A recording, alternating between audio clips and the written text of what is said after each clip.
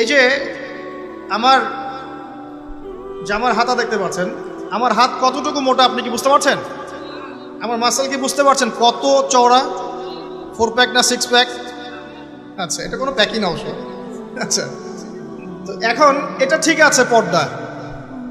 এটা যদি আপনার অন্য কোনো অঙ্গ প্রত্যঙ্গ হয় একই হুকুম। প্রতিটার ক্ষেত্রে কি একই হুকুম? হাতের ক্ষেত্রেও যেমন হুকুম, অন্য সমস্ত অঙ্গ প্রত্যঙ্গের ক্ষেত্রে কি একই হুকুম। বুঝতে পারছি? আর ভেঙে বলার দরকার আছে? আচ্ছা, এখন যদি এই কাপড়টা এমন হয় যে কাপড় পরেও আমার হাতের কাঠামোটা এভাবে বোঝা যাচ্ছে, দেখেন এখন বোঝা যাচ্ছে যে আমার হাত কতটুকু মোটা কতটুকু পাতলা, এই পর্দা চলবে না, এই বোরখা চলবে না। এটা 1 নাম্বার। 2 নাম্বার কি? 2 নাম্বার হচ্ছে কাপড়টা এত পাতলা হবে না যেটা পরেও বাহির থেকেই ভিতরের অঙ্গ দেখা যাচ্ছে। ঠিক আছে? একটু দেখেন আমার এই জামা দিয়ে কি ভিতর থেকে বাহির থেকে দেখা যাচ্ছে যে আমার হাতের রং কেমন? এটা ঠিক আছে।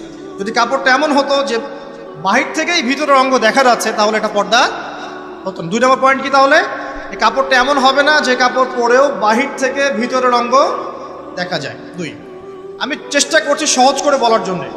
3 নাম্বার হচ্ছে কাপড় এমন হবে না যে কাপড়টা পুরুষদের কাপড়ের সাথে সাদৃশ্য আছে। আপনি টি শার্ট, গেঞ্জি, স্কিন প্যান্ট বা পুরুষরা যে পোশাকগুলো পরে এগুলো পরতে পারবেন না। কথা কি বুঝতে পারছেন? এটা 3 নাম্বার।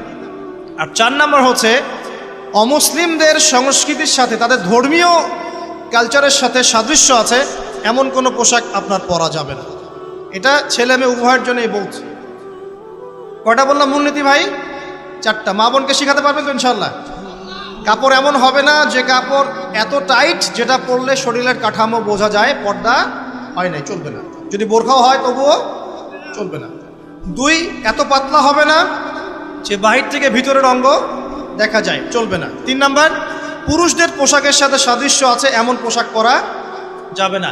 যদিও বা শেষ জামানায় এই শ্রেণীর মেয়েদের সংখ্যা বাড়বে যারা পুরুষের পোশাক পরে রাস্তায় ঘুরবে।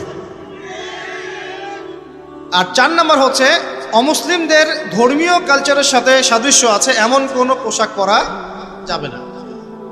3 নাম্বারটার ক্ষেত্রে একটা কথা বলে দেই যে নবী সাল্লাল্লাহু আলাইহি ওয়াসাল্লাম বলেছেন শেষ জামানায় এক শ্রেণীর মেয়ে বের হবে। শেষ জামানা বলতে আসলে ওই জামানায়, নবীর জামানায় তারা ছিলেন না, তারা পরবর্তীতে কোনো জামানায় আসবেন, যেটা আমরা এখন দেখতে পাচ্ছি। তো এমন এক শ্রেণীর মেয়ের কথা বলা হয়েছে যে যারা কাপড় পরেও নগ্ন থাকবে। কি থাকবে? নগ্ন। আরবিতে বলা হচ্ছে নিসাউন, তারা এমন এক শ্রেণীর মহিলা হবে কাসিয়াতুন, কাপড় পরে থাকবে, আরিয়াতুন, তারপরেও নগ্ন থাকবে। বোঝানোর প্রয়োজন আছে কি? কোনো প্রয়োজন নাই, অ্যাডাল্ট আপনারা সব বোঝেন। মুমিলাতুন মাইলাতুন, অর্থাৎ নিজেরাও অন্যকে আকৃষ্ট করবে, নিজেরাও অন্যকে আকৃষ্ট করবে এবং অন্যের প্রতি আকৃষ্ট হবে, দুটোই হবে। নিজেরাও আকৃষ্ট হবে, অন্যকেও কি করবে? আকৃষ্ট করবে। ওই যে সিডিউস, নিজেরাও সিডিউস হবে, অন্যকেও সিডিউস করবে। এই শব্দটা 1400 বছর আগে নবী সাল্লাল্লাহু আলাইহি ওয়াসাল্লাম হাদিসে বলে গিয়েছেন যে এমন এক শ্রেণীর মেয়ে বের হবে যাদেরকে আমি দেখি নাই, আমার যুগে তারা ছিল না, পরবর্তী কোনো যুগে আসবে। এদের ব্যাপারে নবী সাল্লাল্লাহু আলাইহি ওয়াসাল্লাম বলছেন যে তারা জান্নাতে যাবেও না, জান্নাতের গন্ধও কখনো পাবে না। আল্লাহ পাক কোরআনে বলেছেন একটা সূরায়, যদি আল্লাহ রাব্বুল আলামিন রাতকে স্থবির করে দেন, কেউ কি আছে দিন নিয়ে আসবে? আবার বলেছেন আল্লাহ পাক যদি দিনকে স্থবির করে দেন, স্থির করে দেন, কোনো সত্তা কি আছে রাত এনে দিবে? তাহলে আল্লাহ পাক চাইলে একদিনকে 1 বছর করতে পারেন না? একদিনকে 1 মাস করতে পারেন না? একদিনকে 1 সপ্তাহ করতে পারেন কি না? বাকি দিনগুলো আমাদের মতোই। সাহাবীরা বলছেন ইয়া রাসূলুল্লাহ সাল্লাল্লাহু আলাইহি ওয়াসাল্লাম, নবীর নাম আসলে কি পড়বেন? সাল্লাল্লাহু আলাইহি ওয়াসাল্লাম। তাহলে 10 নাকি পাবেন, 10টা গুনাহ মাফ হবে, আল্লাহ পাক আপনার প্রতি 10 বার রহম করবেন ইনশাআল্লাহ। আর যে ব্যক্তি নবীর নাম শুনে দরুদ পড়ে না, নবী সাল্লাল্লাহু আলাইহি ওয়াসাল্লাম তাকে বদদুয়া করেছেন। কি করেছেন? বদদুয়া করেছেন। একদিন নবীজি সাল্লাল্লাহু আলাইহি ওয়াসাল্লাম মিম্বরের উপর দাঁড়িয়ে আছেন, 3য় সিঁড়িতে গিয়ে তিনি বললেন আমিন। সাহাবীরা বললেন আপনি কেন আমিন বললেন ইয়া রাসূলুল্লাহ? তখন নবীজি বললেন 3য় সিঁড়িতে আমি যখন ছিলাম তখন জিবরাইল আলাইহিস সালাম এসে আমাকে বলেছেন, হে মুহাম্মদ, সেই ব্যক্তি ধ্বংস হোক যার সামনে আপনার নাম উচ্চারিত হয়েছে কিন্তু সে আপনার নাম শুনেও দরুদ পড়ে নাই। তাহলে আমরা রাসূলুল্লাহ সাল্লাল্লাহু আলাইহি ওয়াসাল্লামের নাম শুনে দরুদ পড়বো কিনা? না পড়লে কি হবে?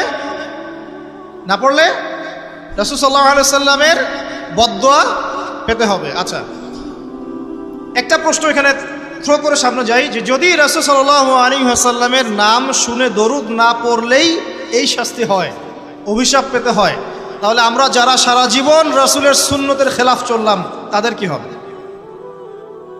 বলেন? শুধু রাসূলের নাম শুনে যদি কেউ দরুদ না পড়ে তাহলেই রাসূল সাল্লাল্লাহু আলাইহি ওয়াসাল্লাম বলছেন সে ধ্বংস হোক।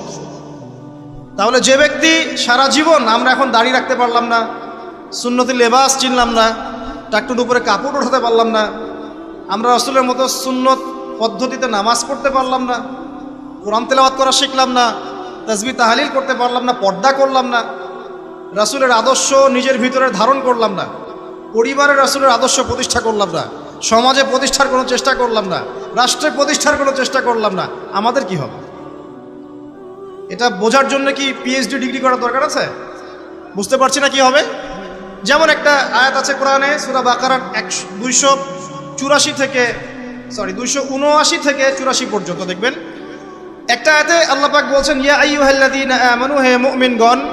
মুমিন কারা? আমরা তো মুমিন নাকি? মুমিন কারা? কি আমরা মুমিন না? কনফিউশন আছে? মুমিন কারা? যারা 6টা পিলারে বিশ্বাস করে। কয়টা পিলার?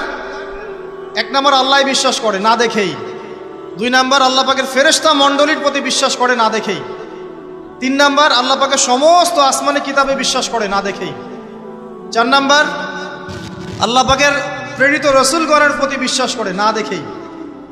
আমরা কি নবীজিকে দেখেছি? দেখি নাই। সাহাবীরা দেখেছেন। যে ব্যক্তি পরকালে বিশ্বাস করে না দেখেই, এবং তাকদীর বা ভাগ্যের ভালো মন্দে বিশ্বাস করে না দেখেই। এই 6টা পিলারে যে ব্যক্তি মনে বিশ্বাস করে, মুখে স্বীকৃতি দেয় এবং কাজেও বাস্তবায়ন করে তাকে বলা হয় মুমিন। শুধু মুখে বলে, কাজের কোনো ফিকির নাই, মুমিন বলা যাবে? নামাজ পড়তে হয় জানে, এতটুকুই, নামাজ জীবনে পড়ার তৌফিক হলো না, পড়লো না, তাকে কি আপনি মুমিন বলবেন? আচ্ছা, তো আমরা যদি মুমিন হই আমাদেরকে আল্লাহ পাক বলছেন, কি বলছেন? ইত্তাকুল্লাহ, তোমরা আল্লাহকে ভয় করো, তোমরা আল্লাহকে ভয় করো। ওয়াযারু মা বাকিয়া মিনার রিবা, এবং সুদের অবশিষ্ট অংশগুলো ছেড়ে দাও। ইন কুনতুম মুমিনিন, যদি প্রকৃত অর্থেই তোমরা মুমিন হয়ে থাকো। তারপরে আয়াত আল্লাহ পাক বলছেন ওয়া ইল্লাম তাফআলু, তোমরা যদি সুদ না ছাড়ো। কি না ছাড়ো? সুদের আরবি হচ্ছে রিবা, যেটা দিয়ে পুরো ওয়ার্ল্ডের ইকোনমিক সিস্টেম এখন দাঁড়িয়ে আছে। তোমরা যদি সুদ না ছাড়ো তাহলে কি হবে? ফাযানু বিহারবিন মিনাল্লাহি ওয়া রাসূলিহি, তাহলে আল্লাহ এবং তার রাসূলের বিরুদ্ধে যুদ্ধের ঘোষণা শুনে রাখো।